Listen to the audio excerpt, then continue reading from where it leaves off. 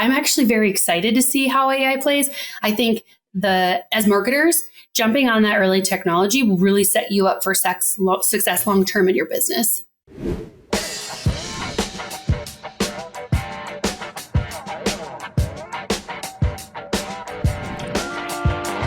Hello, everyone. Welcome to one more episode here of the Wisenetix Podcast. My name is Marcio Gonçalves, CEO and founder of Wisenetix.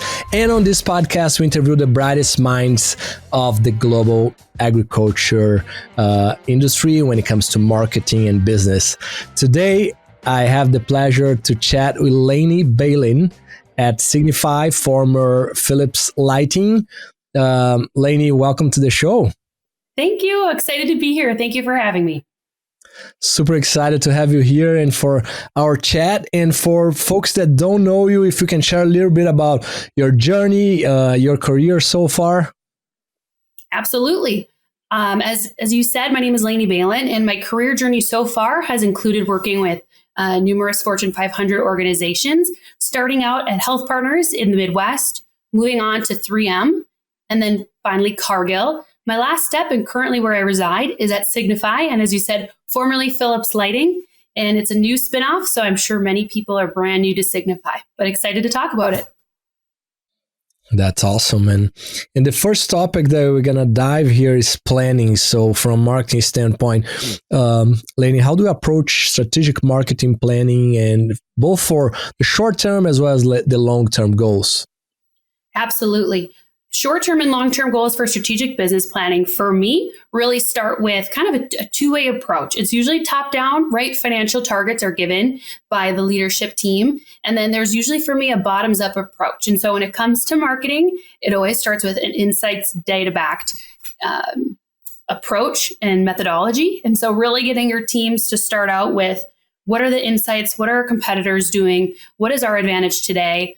Value proposition, right? Speaking all of the marketing terms that folks would know on this, really looking at our consumer marketing journeys and figuring out what can we do better? How can we better serve the customer?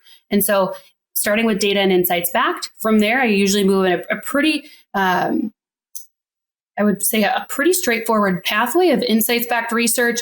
Then our marketers usually come up with fairly strong campaigns and or key priorities for the year that they choose to focus on. And then we roll it up to a high level, I would say, hierarchy of prioritization, right? Because as marketing organizations across the country know, agriculture is very lean in marketing, or typically run fairly lean. And so how can we do more with less?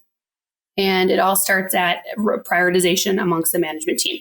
So very straightforward relative to short term. And then long-term planning, usually I do a lot of collaboration with cross-functional colleagues in different spaces, innovation, engineering, quality, sales, right? And together, collectively, we have to decide what does it look like, a strong path forward for our business. Usually a numerous set of steps that go into it. And maybe we can take a deep dive later today on that. That's awesome. I love that. And now, I imagine as you're planning the next few years as well, the role of AI now, right, in marketing is going to be wild. Absolutely. Yeah, I'm actually very excited to see how AI plays. I think as marketers, jumping on that early technology will really set you up for success long-term in your business. I love it. Yeah, so I think this week, ChatGPT launched something that you can show an image and it basically explains the image now. It's nuts. It is crazy to think about the different technology and what it can do and what it can do long term. Yeah. Really good. So from a management standpoint, what's your key strategy for leading and managing a marketing team? Absolutely. I think within marketing, it relies heavily on communication, right? You usually sit in marketing is a very central function. And so starting out with strong communication, not only to your team, should it be a two-way approach with really good psychological safety to ensure that people feel comfortable in coming to you and bringing up ideas and failures and optimizations that we had. But it's also very important to have the strong communication cross-functional with your sales counterparts, your engineering and innovation, like I mentioned earlier as well. That's cool. And then from weekly or monthly cadence? How do you guys do? Do you guys do normally weekly one-on-ones or monthly or team meetings? What's your meeting cadence there? Absolutely. So I've managed a couple different teams in my career thus far. And what I found to work really well is honestly meeting your employees with where they're at, right? They have a different skill set. They have a different range as a marketer with where they're at in their career journey. And so meeting them with where they're at. And usually that comes from them proposing how often they want to meet with you, whether it's weekly, biweekly, monthly. I've seen kind of a range in what my employees have wanted to get out of those one-on-ones. And it's really their time to talk barriers, challenges, collaborate where possible, have doors open for them when they need it. And so, yeah, having that two-way communication, putting it on them and meeting them where they're at is what's worked really well. I love it. When it comes to marketing campaigns, any campaign that has stand out over time, and what was the approach that you have used, and why do you think it worked? Absolutely. I would say of a lot of the campaigns that I've worked on, one of the most fun, and this is taking a step out of agriculture, but the same type of method applies, right? Insights backed. And it was during my time at 3M when I worked in the car wrap film business. Very unique industry, right? Very interesting consumer that gets their car wrapped, just trying to figure out who they are and starting at the basis of insights and data.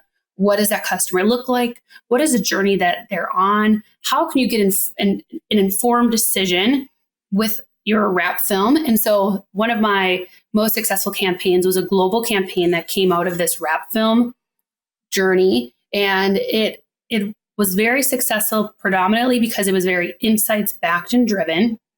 It was global in nature. I recognize saying global in nature, one size does not fit all. But what we did do is provide the elements and assets globally to our counterparts in their respective regions to help them activate, right? I know that marketing are usually run fairly agile and lean. And so doing more with less, giving the resources where we can and allowing them to adapt their marketing campaign to better suit their market really helped drive towards success. We also enabled really strong creative freedom with our creative director.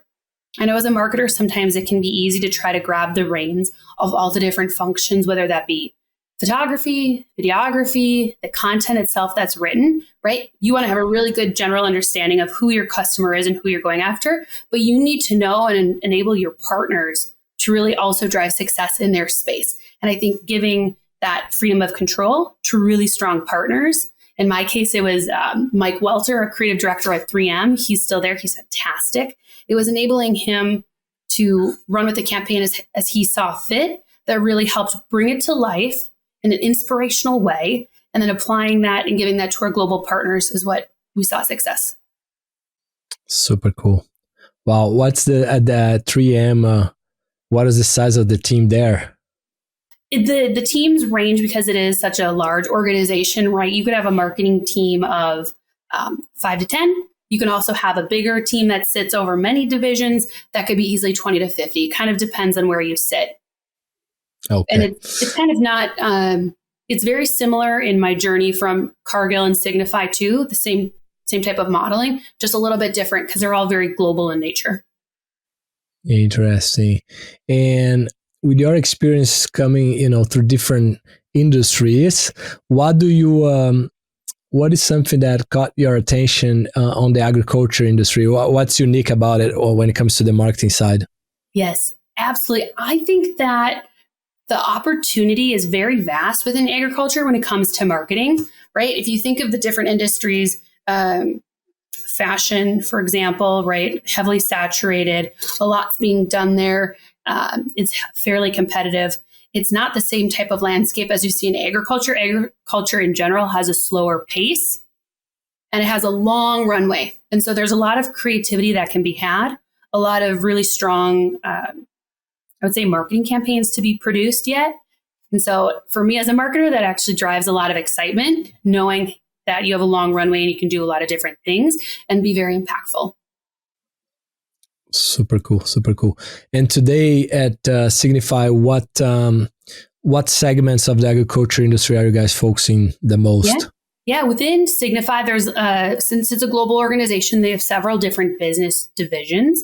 And so the one that I sit in is within agriculture. And so that's inclusive of cannabis, horticulture, and then animal husbandry. And so for those not familiar, animal husbandry would be, think of large scale commercial barns, raise poultry. You can think of your Costco's of the world that have the chickens, right? That has to come from somewhere. And so then that is actual animal husbandry. Same thing with swine. We also see lighting for aqua, turkeys, kind of the run of the mill with animals, you name it, that's our business. Super cool. Super cool. And what over your career, what have you seen that, what is the importance of brand authority, thought leadership, having a well respected brand, and are you guys doing anything today on that regard? Yeah, absolutely. I think having thought leadership is a competitive advantage as a marketer for me. And why I think that and where it stems from is if you're in a business that starts and has innovation and customers truly at the core, you are going to have a team of experts alongside of you for your marketing journey. And especially within Signify, the organization I work for, we have scientists on staff within our business that are constantly innovating, and not only to make really terrific products, but also to advance the industry as a whole. And so leveraging them and their expertise, right? I mean, many of them have their PhDs in poultry science or animal husbandry. Leveraging their expertise in marketing can drive really fantastic thought leadership and help push the industry, right? Having a long runway, you can do a lot with the content and research and innovation that they've done. Super cool. Super cool. When it comes to marketing, anything else that you want to share with the audience? Any other thing or concept that we have not talked about that you are passionate? Yeah, I would say one of the topics that I'm actually really passionate about is the concept of global marketing as a whole. And that may not be something that we've touched on, and something I'm learning more firsthand in the seat that I have today. Global marketing, when you think of it as a marketer, right, you're like, you can deduce it down to, photos, videos, content that can be shared and activated globally.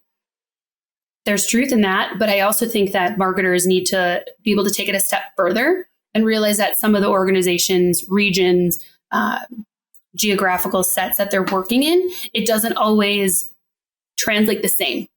And that's actually something I'm seeing firsthand. For example, I recently took a trip to Poland for work to better understand the Polish market. And the concepts that I would have thought for marketing that I've worked on and begun to produce doesn't actually translate the same. And it's until you get in front of those customers or you're actually in the industry, in the geography, that I think you can actually make it make sense, right? If you would tell me you're going to a trade show in the US, I would assume you're going to a large convention center, right? They typically all look very similar. They're run in the same fashion. Well, in Poland, for example, when you say you're going to a trade show, ours in specific was an outdoor event, right? Booths staffed throughout all different types of weather. The messaging had to be quick and the concepts had to be, I would say, boiled down, because you have to catch people's attention in maybe a shorter amount of time than you would in even a convention center where you have a plethora of platforms you can market on. So just a quick example from global marketing that I've seen recently that I thought was I love that. Sure.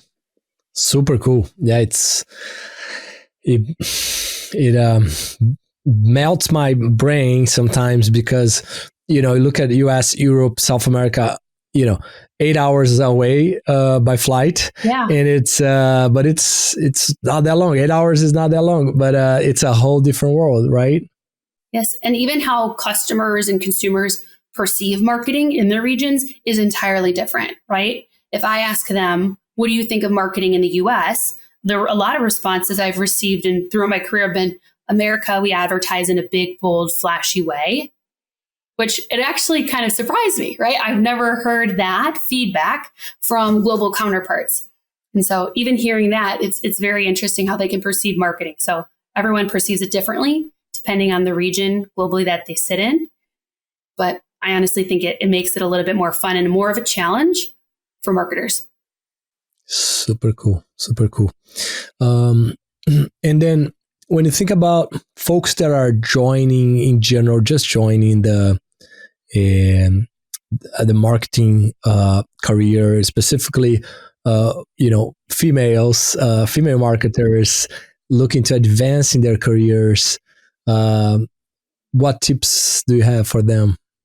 I think for my female colleagues in specific, one piece of advice that I would have is finding your voice early on, right?